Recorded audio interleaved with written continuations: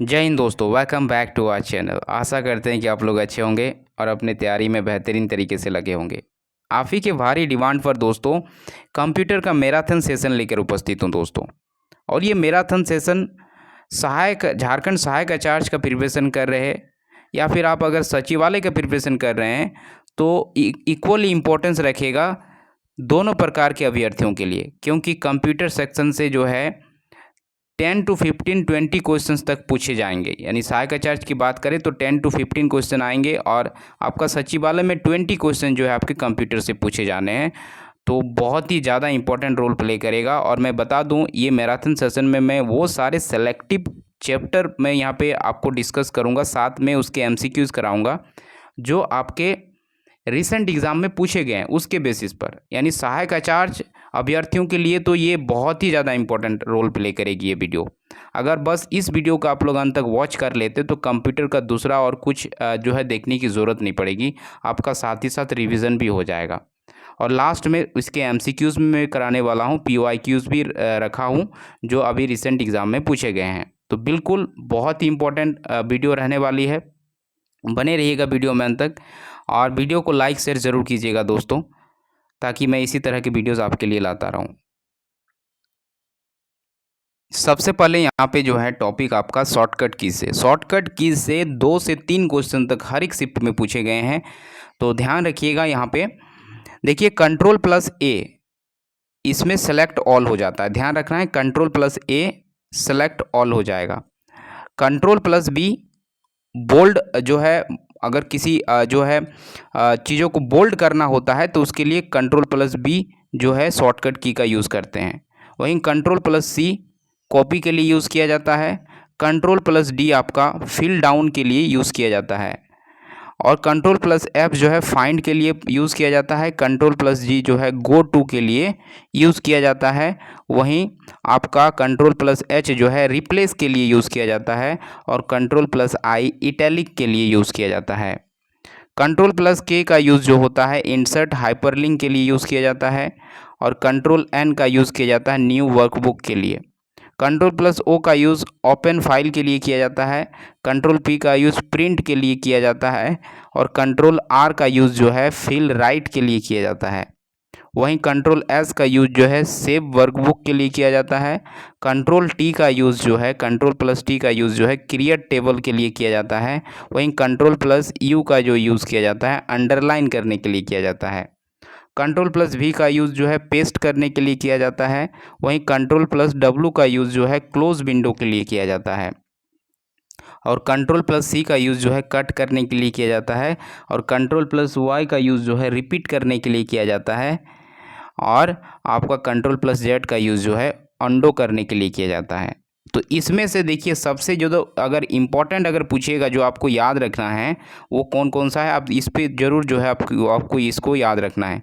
जैसे एक हो जाता है आपका Ctrl+S, ये काफ़ी बार पूछा गया है। Ctrl+S का जो है यूज़ होता है सेव करने के लिए।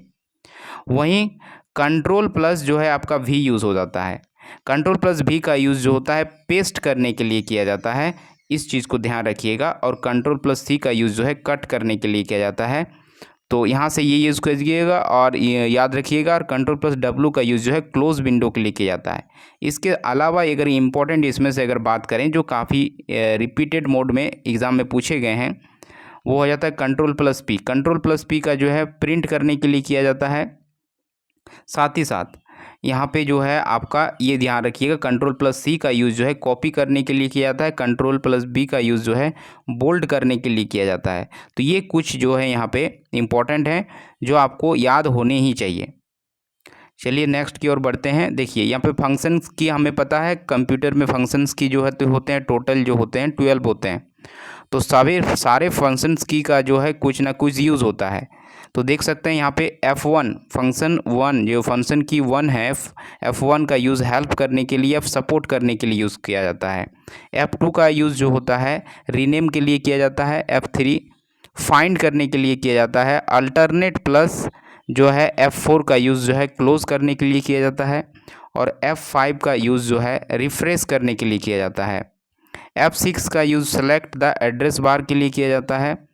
और F7 का यूज़ जो है स्पेलिंग एंड ग्रामर चेक करने के लिए किया था, यानी ध्यान रखिएगा, वेरी वेरी इंपॉर्टेंट है। स्पेलिंग चेक करने के लिए F जो है आपका 7 का यूज़ किया जाता है, और F8 का यूज़ जो किया जाता है आपका start window in the safe mode. F11 का यूज़ फुल स्क्रीन करने के लिए, पूरे स्क्रीन को फुल करने के लिए किया जाता है, और F12 का यूज़ सेव अस करने के लिए किया जाता है, सेव करने के लिए किया जाता है। तो ये सारे 12 जो फंक्शंस की है उनके यूजेस हैं, तो इसको याद रखिएगा। चलिए नेक्स्ट जो है बढ़ जाते हैं। अब देखिए कंप्यूटर जनरेशन से जो है यहाँ से क्वेश्चंस बनते ही बनते हैं। तो कंप्यूटर की जनरेशन की बात करें तो देख सकते हैं first generation, second generation, third generation, fourth generation, fifth generation, यानी कंप्यूटर के फिफ्थ जनरेशन है। इसके टाइम पीरियड याद रखिएगा, फर्स्ट जनरेशन जो कंप्यूटर का उसका टाइम पीरियड है 1946 से लेकर 1959 तक है। और इसमें जो है जो यूज़ किया गया था फर्स्ट जनरेशन कंप्यूटर में, वो आपका वैक्यूम ट्यूब का यूज़ किया गया था टेक्नोलॉजी के रूप में। तो ध्यान रखिएगा फर्स्ट जनरेशन कंप्यूटर में वैक्यूम ट्यूब आया। सेकंड जनरेशन कंप्यूटर का अगर पीरियड की बात करें, टाइम पीरियड की, तो 1959 से लेकर 1965 तक, और इसमें जो है ट्रांजिस्टर का यूज़ हुआ है। यहाँ से क्वेश्चन पूछ लेता है कि जो है फर्स्ट जनरेशन कंप्यूटर में टेक्नोलॉजी कौन सा यूज़ हुआ था, तो आपको आंसर करना होगा वैक्यूम ट्यूब। वहीं सेकंड जनरेशन कंप्यूटर में ट्रांजिस्टर यूज़ हुआ है। थर्ड जनरेशन कंप्यूटर कब से कब जो है इसका पीरियड रहा है, तो 1965 से लेकर 1971, ये थर्ड जनरेशन कंप्यूटर का टाइम पीरियड है। और इसमें जो है आईसी का यूज़ किया गया है, यानी इंटीग्रेटेड सर्किट का यूज़ किया गया है। फोर्थ जनरेशन कंप्यूटर आपका इसका टाइम पीरियड 1971 से लेकर 1980 के बीच आता है, और इसमें जो है माइक्रो प्रोसेसर का यूज़ हुआ है, इस बात को ध्यान रखिएगा। और फिफ्थ जनरेशन कंप्यूटर की बात करें तो ये जो है इसका टाइम पीरियड 1980 से लेके अभी तक प्रेजेंट तक जो है जो टाइम चल रहा है, ये फिफ्थ जनरेशन कंप्यूटर का ही जनरेशन है। और ये जो है इसमें टेक्नोलॉजी जो यूज़ हुई थी एआई यानी आर्टिफिशियल इंटेलिजेंट एंड यूएलएसआई का यूज़ जो है इसमें किया गया है। तो यहाँ पे ध्यान रखिएगा, टाइम पीरियड को भी ध्यान रखिएगा। टाइम पीरियड को आप इस तरह से मोटा मोटा याद रख सकते हैं कि आपका जो है 40 टू 50 के बीच जो है आपका आपका जो है यहाँ पे आ जाता है 40 टू 60 के बीच जो आपका आ जाता है फर्स्ट जनरेशन कंप्यूटर, और 60 टू आपका जो है 70 के बीच तक ध्यान रखिएगा, वो आपका आ जाता है यहाँ पे आपका सेकंड जनरेशन कंप्यूटर, और 70 से आप 80 के बीच आप जा सकते हैं थर्ड जनरेशन कंप्यूटर। तो इस तरह से जो है आप इस चीज़ को याद रख सकते हैं। नेक्स्ट आपका टॉपिक आ जाता है इनपुट आउटपुट डिवाइस। देख सकते हैं इनपुट आउटपुट डिवाइस से यहाँ से भी क्वेश्चंस डायरेक्टली एग्जाम में पूछे गए हैं, तो इसलिए इस चीज़ को मैंने यहाँ पे रखा है। देखिए इनपुट डिवाइस क्या होता है, तो those device which are use to give data and instruction to the computer is called input device. यानी इनपुट डिवाइस वो डिवाइस होता है जो डेटा और इंस्ट्रक्शन को जो है कंप्यूटर को देता है, तो उसको इनपुट डिवाइस बोलते हैं। इसके एग्जाम्पल्स काफ़ी इंपॉर्टेंट है, एक एक एग्जाम्पल आपके दिमाग में होने चाहिए। यहीं से क्वेश्चंस पूछ लिया जाता है कि 4 ऑप्शंस दे देगा और उसमें से पूछेगा इसमें से आउटपुट डिवाइस कौन सा है, इसमें से इनपुट डिवाइस कौन सा है, तो सारे आपके याद होने चाहिए। जैसे इनपुट डिवाइस की बात करें तो keyboard, mouse, joystick, light pen, track pen, scanner, graphics tablet और माइक्रोफोन, ये सारे जो हैं इनपुट डिवाइसेस हैं, ध्यान रखिएगा। वहीं आउटपुट डिवाइस क्या होता है, तो those device which are use to produce result of data proceed are called output device. तो इसमें जो है आपको मेनली आपको याद क्या रखना होगा, देख सकते हैं इसमें आपको आउटपुट में आपको बस ये याद रखना है, monitor, printer, headphones, computer speaker, projector, GPS, sound card और वीडियो कार्ड, ये सारे जो हैं आउटपुट डिवाइस है। इस चीज़ को ध्यान रखिएगा, ये सारे क्या हैं आपके आउटपुट डिवाइस हैं। आउटपुट डिवाइस ये आपके आउटपुट डिवाइस हुए, monitor, printer, headphones, speaker, projector, GPS, sound card. तो यहाँ से इस चीज़ को ध्यान रखिएगा, यहीं से आपका जो है क्वेश्चंस पूछ लिया जाता है। चलिए नेक्स्ट आपका आ जाता है, देखिए फुल फॉर्म से रिलेटेड। फुल फॉर्म से रिलेटेड भी क्वेश्चंस आते हैं, तो देख सकते हैं फुल फॉर्म जैसे आपका डीवीडी, डीवीडी का फुल फॉर्म क्या होता है, डिजिटल वर्सेटाइल डिस्क। यूएसबी का फुल फॉर्म क्या होता है? यूनिवर्सल सीरियल बस। लैन का फुल फॉर्म क्या होता है? Local area network. मैन का फुल फॉर्म क्या होता है? Metropolitan area network. ध्यान रखिएगा। WAN का फुल फॉर्म क्या होता है? Wide area network. यूएसबी का फुल फॉर्म क्या होता है? Uninterrupted power supply. पीसी का फुल फॉर्म होता है पर्सनल कंप्यूटर। और सीआरटी का फुल फॉर्म होता है आपका कैथोड रे ट्यूब। ओसीआर का यूज़ होता है, फुल फॉर्म होता है ऑप्टिकल कैरेक्टर रीडर। तो ध्यान रखिएगा, ये यहाँ से क्वेश्चंस पूछ लिया जाएगा। इसके अलावे आपको याद रखना है, देख सकते हैं फुल फॉर्म में CPU central processing unit, RAM random access memory, ROM read only memory, PROM very important, ये पूछा भी गया है। प्रोम तो जो है प्रोग्रामेबल रीड ओनली मेमोरी। और आपका ई प्रोम आता है तो erasable programmable read only memory, ये हो जाएगा, ये ई प्रोम है। यहाँ पे भी देखिए दूसरा आता है डबल ई, यहाँ पे डबल ई प्रोम आता है तो इलेक्ट्रिकली उसके बाद erasable programmable read only memory, ये होता है डबल ई प्रोम का फुल फॉर्म। फिर आपका आ जाता है एच डबल डी का फुल फॉर्म होता है हार्ड डिस्क ड्राइव। FDD का फुल फॉर्म होता है फ्लॉपी डिस्क ड्राइव। KBD का फुल फॉर्म होता है कीबोर्ड।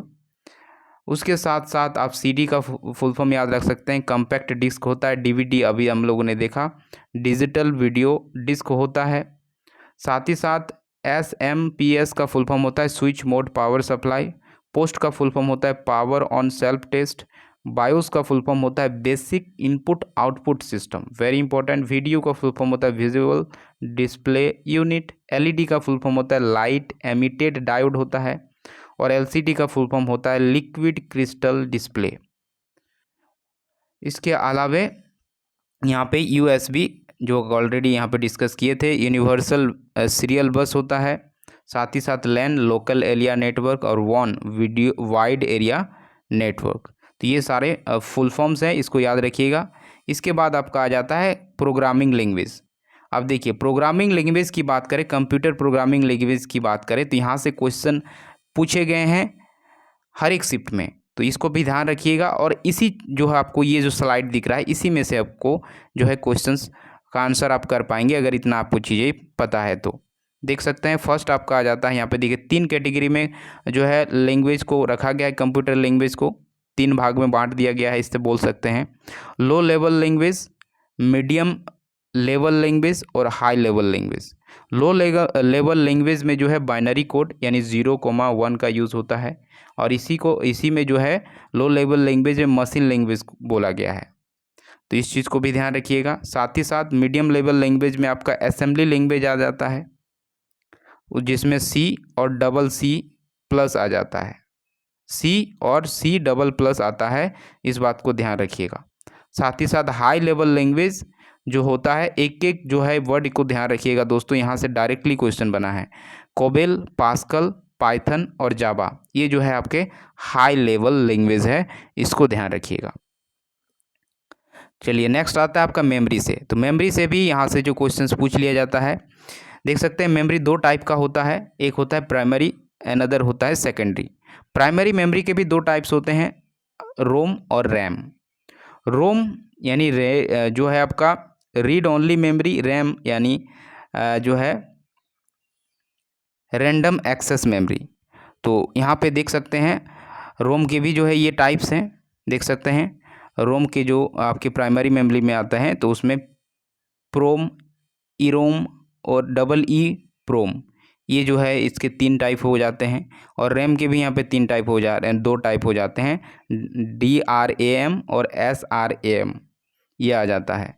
फिर सेकेंडरी मेमोरी की अगर बात करें तो सेकेंडरी मेमोरी में आपका HDD, SDD, ODD और USB, ये सब जो है सेकेंडरी मेमोरी के एग्जाम्पल है। तो डायरेक्टली क्वेश्चन पूछ लेगा कि प्राइमरी मेमोरी कौन कौन से हैं, सेकेंडरी मेमोरी इसमें से कौन है, तो इस टाइप के क्वेश्चंस पूछ लिए जाते हैं, तो ध्यान रखिएगा। नेक्स्ट आपका यहाँ पे देख सकते हैं, यहाँ पे basic unit of memory measurement, यानी यहाँ से भी क्वेश्चंस डायरेक्टली बनते हैं। जैसे 1 बिट बराबर होता है बाइनरी डिजिट 0 और 1 होता है। जैसे 8 बिट्स बराबर क्या होता है 1 बाइट, जिसको हम 2 निबल भी बोल सकते हैं। तो इस तरह क्वेश्चन पूछेगा 8 बिट्स इक्वल टू क्या होता है, कितना होता है, तो आपको आंसर होना चाहिए 2 निबल या फिर 1 बाइट। 1024 बाइट्स बराबर होता है 1 KB। ध्यान रखिएगा 1024 KB बराबर होता है 1 MB और 1024 MB बराबर होता है 1 GB यानी 1 गीगाबाइट। और 1024 गीगाबाइट यानी GB बराबर होता है 1 TB यानी टेराबाइट। और 1024 TB बराबर होता है 1 PB यानी पेटाबाइट। 1024 PB यानी पेटाबाइट बराबर होता है 1 EB यानी एक्स्ट्रा बाइट। नेक्स्ट होता है आपका 1024 EB बराबर होता है 1 ZB यानी जेटाबाइट।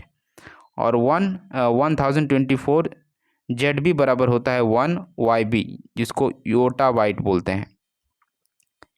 साथ ही साथ आपका जो है 1024 YB यानी योटाबाइट बराबर होता है 1 जो है आपका ब्रोटोबाइट। और इसी तरह से आपका जो होता है ये सब चार्ट को आपको यहाँ पे याद रखने की ज़रूरत है। यहाँ पे डायरेक्टली क्वेश्चन पूछ लिया जाएगा। जैसे यहाँ पे पूछ लेगा इस तरह से कि आपका जैसे पूछ लेगा 1024 TB बराबर क्या होता है, कितने के बराबर होता है, तो 1 PB के बराबर होता है यानी 1 पेटाबाइट के बराबर होता है। तो इस तरह से क्वेश्चंस बनते हैं, तो ध्यान रखिएगा ये चार्ट पूरे। चलिए अब क्वेश्चंस की ओर चलते हैं जो PQIQ में पूछे गए हैं। देख सकते हैं वेरी फर्स्ट क्वेश्चन है आपका Microsoft Office is primarily written in which language, यानी माइक्रोसॉफ्ट ऑफिस को जो है मुख्यतः किस भाषा में लिखा गया है। तो देख सकते हैं यहाँ पे ऑप्शन देखिए पाइथन, HTML, रूबी या फिर आपका C डबल प्लस क्या होगा। तो इसमें आपका पूछा क्या है क्वेश्चन में कि माइक्रोसॉफ्ट ऑफिस जो है प्राइमरीली किस लैंग्वेज में लिखा गया है, तो ये आपका C++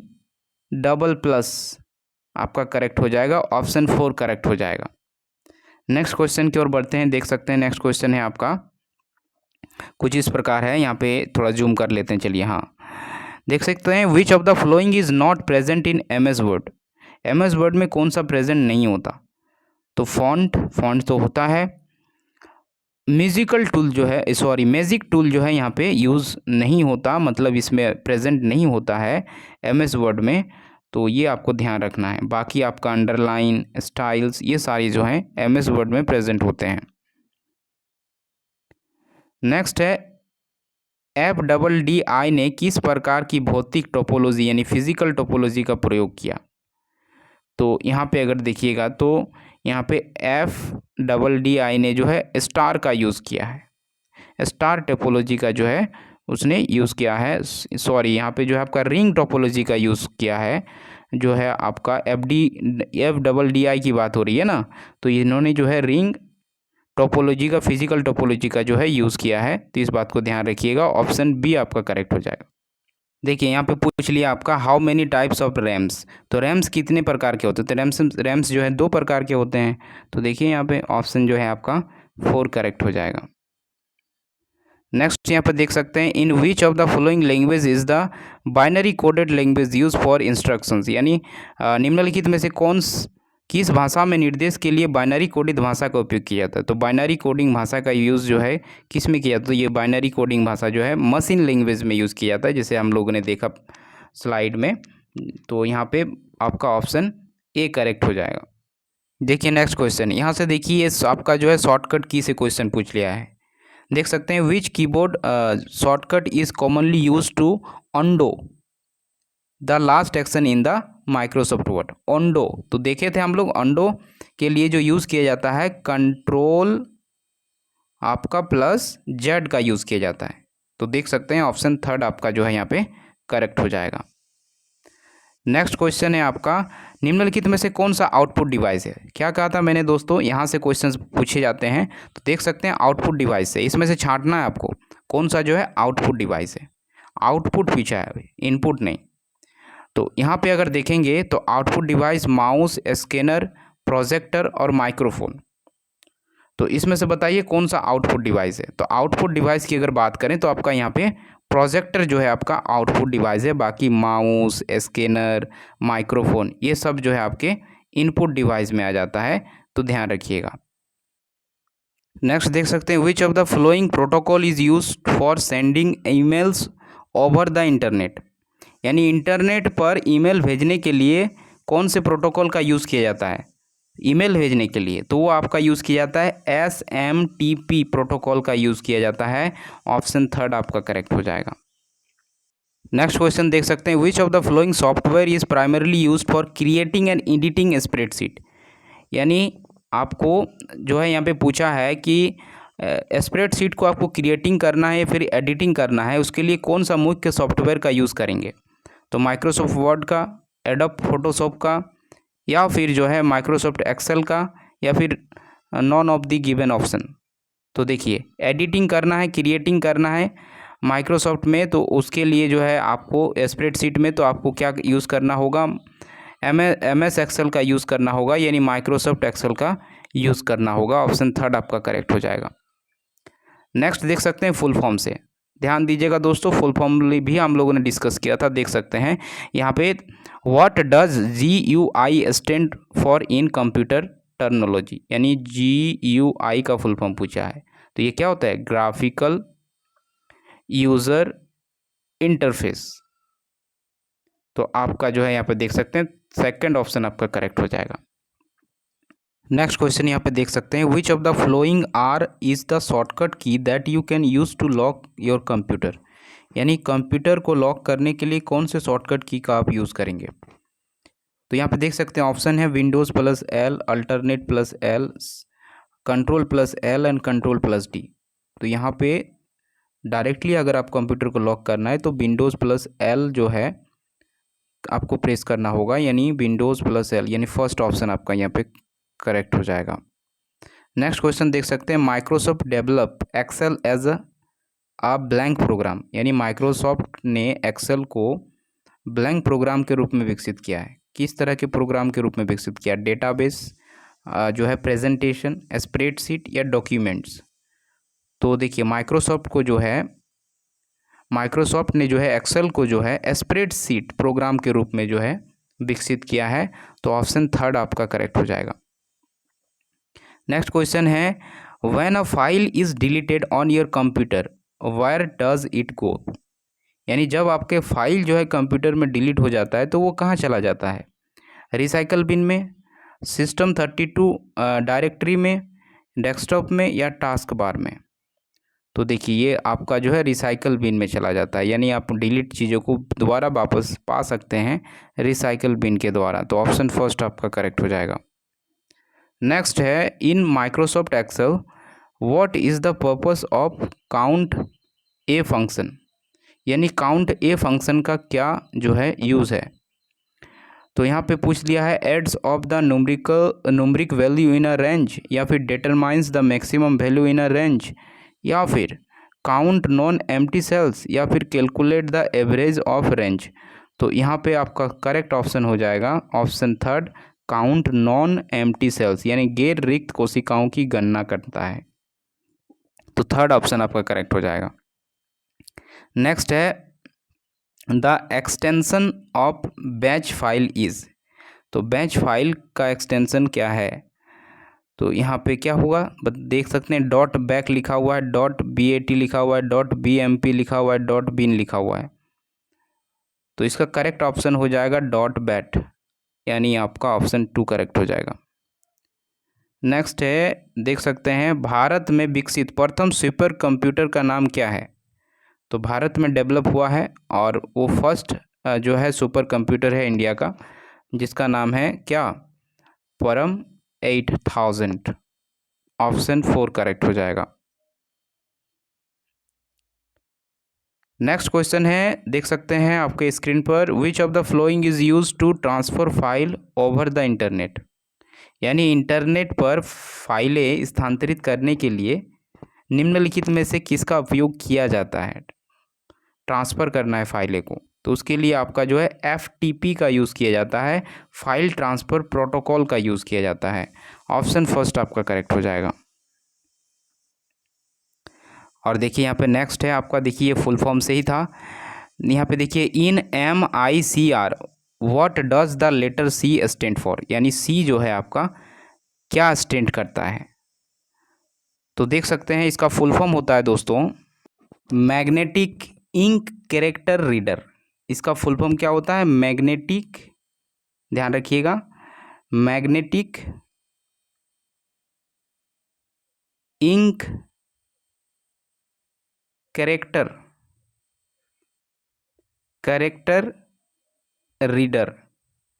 रीडर जो है आपका, इसका पूरा फुल रूप होता है। तो यहाँ पे पूछा है सी क्या स्टैंड कर रहा है, तो सी आपका जो है कैरेक्टर को जो है रिप्रेजेंट कर रहा है। ऑप्शन थर्ड आपका करेक्ट हो जाएगा। तो आशा करता हूँ वीडियो पसंद आई होगी। कैसी आपको वीडियो लगी कमेंट बॉक्स में ज़रूर कमेंट कीजिएगा, और मिलते हैं इसी तरह के वीडियोज़ के साथ। तब तक के लिए जय हिंद, थैंक्स फॉर वॉचिंग।